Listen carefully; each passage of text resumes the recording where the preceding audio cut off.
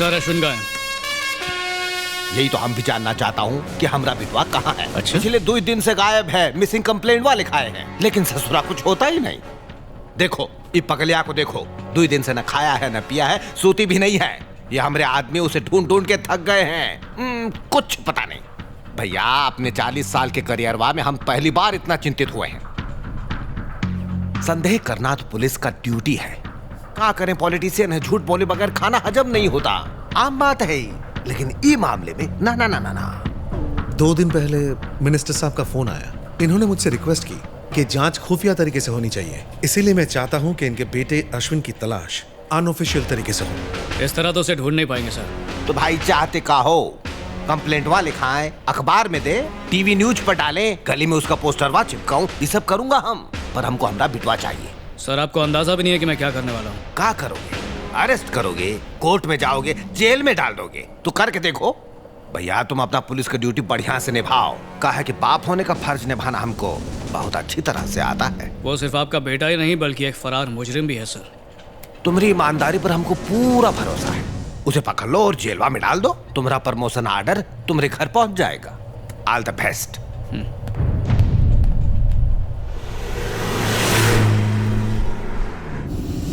गाड़ी रोकना sir. Yes sir. Rajendra, लगता है ये केस भी फाइलों में ही दम तोड़ देगा। मरने दो उस हैवान को। अरेस्ट करके भी क्या हासिल होगा सर? तभी तो उसे सजा मिलेगी। रजनी के स्टेटमेंट के बिना पर उसे कड़ी से कड़ी सजा मिल सकती है। रेप केस का आंकड़ा पता नहीं है आपको? पिछले ही महीने के अखबार में छपा था। इंडिया में पिछला 1 साल में 33,000 केस रजिस्टर हुआ, यानी एक दिन में 93 रेप्स हुआ सर। बोलो तो 1 घंटे में रजनी जैसा 4 केस होता है। बहुत गुस्सा आता है सर। 1000 का ऊपर केस दर्ज ही नहीं होता है। बदनामी का डर से, समाज का डर से, पैसा खिला के, डरा धमका के विक्टिम को, उसकी फैमिली को दबा दिया जाता है। सजा होता भी है तो 4 में से 1 केस में, बाकी 3 रेपिस्ट सीना तान के घूमता है। सॉरी सर, बहुत बुरा कंडीशन है अपना देश का। वो मिनिस्टर का बेटा है सर। हमारा 1 साल का सैलरी सिर्फ 1 दिन में खर्चा करेगा, लॉयर्स का फौज खड़ा कर देगा, सिर्फ 10 दिन में छूटेगा और हमारा ऊपर हंसेगा। हमारा ट्रांसफर कर देगा या किसी मिनिस्टर का दुम बना के हमको ड्यूटी पे चिपका देगा। ऐसा सनसनीखेज खबर 2 दिन में अखबार से गायब हो जाता है। किसी हीरो हीरोइन का अफेयर हॉट न्यूज बनेगा, ब्रेकअप के बाद भी चलेगा। उसका बूढ़ा बाप बेचारा उम्र भर आंसू बहाएगा, तब तक वो राक्षस हैवान ज्यादा सावधानी से एक और रेप कर देगा। सॉरी सर, अपन ज्यादा तो नहीं भूल गया? नहीं, बिल्कुल नहीं। तुम्हारा एक एक शब्द सही है। ये बताओ कि आगे क्या करें? अपन क्या कहेगा? अपन एक साधारण कांस्टेबल, तुम सब लोग का ड्राइवर। भला अपन क्या कर सकता है? चलो मान लिया तुम एक साधारण इंसान हो, पर फर्ज करो तुमने उसे पकड़ लिया, तब उसके साथ क्या करोगे? सर, पहला मारेगा, उस साले की खाल खींच लेगा इसी पुल का नीचे, उस बैंक के टके को नंगा करके उल्टा लटका के मारेगा।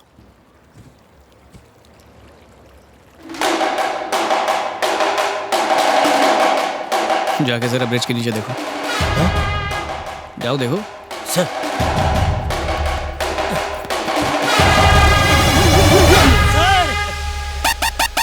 बड़ी भूख लगी है राजेंद्र, जल्दी भुर्जी पाव मंगा। उसके बाप को फोन करके भी तो बुलाना है। शेखर, कुछ मिला? नहीं, एक बार फिर से गोता लगाना होगा। हटिए, चलिए, हटिए, पीछे हटिए, पीछे हटिए, चलिए। अरे, आपसे कहा ना पीछे हटिए, चलो, वहां से हटो पीछे, चलो, चलो सबको।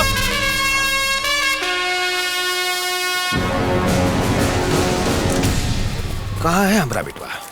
हमें उससे गुफ्तगू करना है, फिर जहाँ चाहे ले जाओ, रिमांड में ले लो, जेल भेज दो, कहीं भी। सर गुफ्तगू वो तो चू करने लायक भी नहीं बचा। अरे गणेश सर, जरा शीट तो हटा ना प्लीज।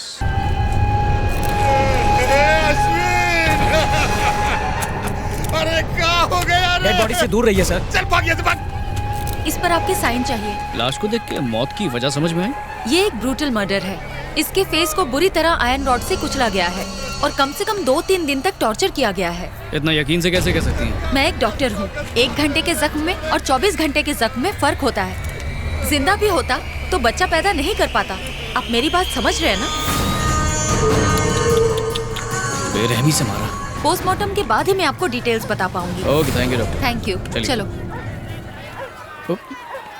सॉरी सर, आप जरा यहाँ आओ। अश्विन उठ रहे, उठ। कौन है? किसने किया है?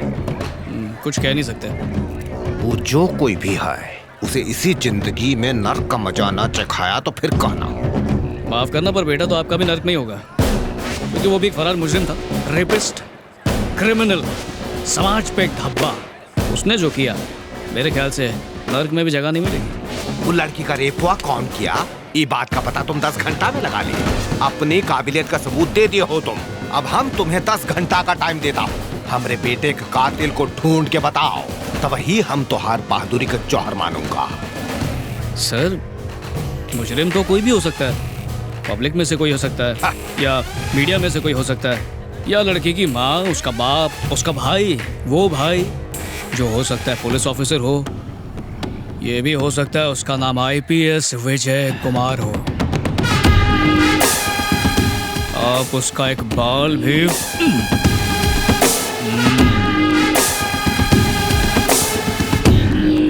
पोस्टमार्टम के बाद कटी फटी बॉडी भेज दूंगा। अपने रिश्तेदारों को फोन कर दो, शोक मनाने के लिए आ जाए।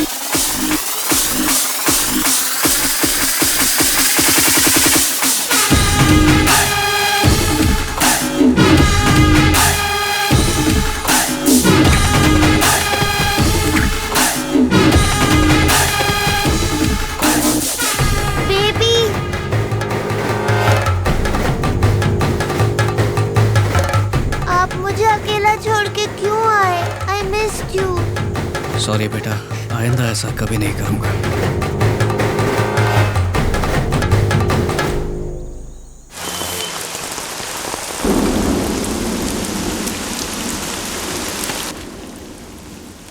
अरे टीचर जी, क्या मांगता है? ब्रेड लेगा? विजय कुमार किधर है? वो केक का ऑर्डर डिलीवर करने गया है। मैडम, तुमने जोसेफ के बारे में पूछा ना? विजय कुमार के बारे में। यानी उसने सच बता दिया। उसका असली नाम जोसेफ ही है। अमिताभ का फिल्म देख के उसने खुद का नाम विजय रख लिया। ये पाव का धंधा उसका फैमिली बिजनेस है? हाँ। तुम यहाँ कब से हो? अब क्या बताएगा, पहला किधर और नौकरी करता था अपन। एक दिन केक का ऑर्डर देने के लिए कंजूस सेठ ने अपन को इधर भेज दिया। अपन को पता चला उस वक्त इधर हेल्पर का जरूरत था, काम कम पगार ज्यादा था, तो उधर रिजाइन मारा, इधर ज्वाइन मारा। स्मिता किधर है अंकल? और नेवी किसका बेबी है? विजय के लिए, नेवी के लिए मुझे बहुत फिक्र होता है। मुझे उसका हिस्ट्री बताओ प्लीज।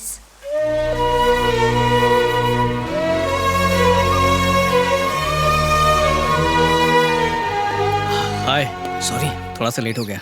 1 मिनट रुको। क्या हुआ? अब चलो। ये सब किस लिए? किसी से इम्पोर्टेंट मीटिंग है, मैं बहुत टेंशन में हूँ। पर किससे मिलना? फादर से। चर्च के फादर से? मेरे फादर से। यानी फादर इन लॉ? सही समझे? अरे बाप रे, उसके लिए तैयारी नहीं की मैंने। ये एग्जाम थोड़ी है जिसकी तैयारी करनी है, ढंग से पेश आना बस। अच्छा, उन्हें खोज करने के लिए थोड़ा तो आइडिया दो यार। पूरी डिक्शनरी में उन्हें एक ही वर्ड से नफरत है। अच्छा, कौन सा वर्ड? पुलिस। पुलिस? साला डाकू है क्या? वो बुढ़ा मोटा तुम्हारा बाप है क्या? जान ले लूंगी, चुप रहो।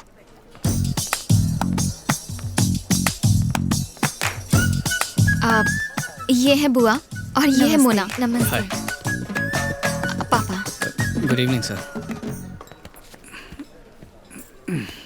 पापा, विजय। हेलो। सॉरी सर, आप कहिए। क्या कहना है? नहीं सर, आप बड़े हैं, आप पहले कहिए प्लीज। मैं एक सलून में मैनेजर हूँ। विजय, ये दिखने में इतने सीरियस हैं कि मुझे लगा कि हिस्ट्री या सोशियोलॉजी जैसे बोरिंग सब्जेक्ट के प्रोफेसर होंगे, या फिर मोहनजोदारो पर रिसर्च करने वाले कोई उबाऊ आर्कियोलॉजिस्ट होंगे, लेकिन ये तो हजाम निकले। सॉरी सर, अपनों के साथ थोड़ा सा हंसी मजाक तो चलता है ना। देखिए सर, मेरे पापा नहीं हैं, सिर्फ माँ ने पाला है, और अकेले बच्चे की परवरिश करना बहुत ही मुश्किल काम है। और ऐसे बच्चे खुद को बहुत ही अकेला महसूस करने लगते हैं, जैसे कि मैं। बहुत मुश्किल होती है। और कितने सालों तक आप स्मिता की यूं ही फिक्र करते रहेंगे सर? उसकी जिम्मेदारी मुझे सौंप दीजिए, बहुत अच्छा ख्याल रखूंगा। सर, प्यार होने से सिर्फ 2 दिल ही जुड़ पाते हैं, लेकिन शादी ऐसी चीज़ है जिससे दो परिवार एक हो जाते हैं। सर, बचपन से एक सपना देखा था कि मेरी भी मोना जैसी एक छोटी सी बहन हो, बिल्कुल इसकी तरह फूलों जैसी। सर, बचपन से सही गलत समझाने वाले पापा मेरे साथ कभी नहीं रहे, आप समझ सकते हैं। पर अब ऐसा लगता है कि शादी के बाद मेरे पापा की भी कमी आप पूरी कर देंगे। रिटायर होकर आप हमारे साथ ही रहना। बड़ा सा घर है मेरा, मिलकर खुशी खुशी रहेंगे, साथ में वॉक पर जाएंगे, साथ बैठकर न्यूज़पेपर पढ़ेंगे, कभी कभार रात को टेरेस पे जाके छोटा छोटा पैग मारेंगे। सर, मैं रिश्वतखोर पुलिस ऑफिसर नहीं हूँ। मेरा मैथ्स थोड़ा सा वीक है, फिर भी शेयर मार्केट में इन्वेस्ट करके मेरी अच्छी खासी साइड इनकम तो हो ही जाती है सर। सुबह पल्लवी को कॉलेज में ही ड्रॉप कर दूंगा। बुआ को टिफिन भी दे दूंगा मैं। मेरी माँ मास्टर शेफ की गुरु है, बहुत अच्छा खाना बनाती है, तो चलेगा बुआ जी? स्मिता आपको बुआ बुलाती है तो मैंने सोचा मैं भी बुआ ही बुला लूं। आप भी जब स्पेशल खीर बनाएंगी तो हमें जरूर भेज दीजिए। आप और मम्मी साथ बैठ के सास बहू वाला सीरियल देख सकती हैं। पर एक बात बता दूं, आराम जल्दी खत्म हो जाएगा, क्योंकि जल्द ही नातियों को संभालने की जिम्मेदारी भी आप पे आ जाएगी। सर, फैमिली से ज्यादा और कुछ इंपॉर्टेंट नहीं होता। अगर आप राजी नहीं हैं तो हम ये शादी बिल्कुल नहीं करेंगे सर।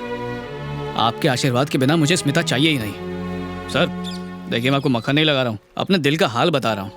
देखिए ना, हमारी जनरेशन के लिए प्रपोज वपोज मारना बहुत छोटी सी बात है, लेकिन मुझे आप सबकी रजामंदी से ही शादी करनी है।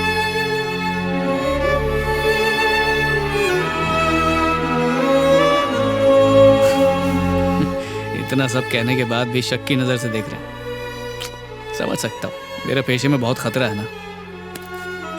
इसे सिर्फ ट्रेनिंग में चलाया था, इससे ज्यादा तो मैं दिवाली में पटाखे की बंदूक चलाया हूँ।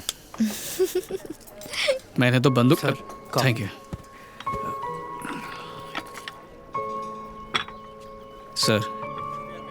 अगर आप ये कॉफ़ी पी लेंगे तो मैं समझ जाऊंगा कि आप राजी हैं। प्लीज पापा।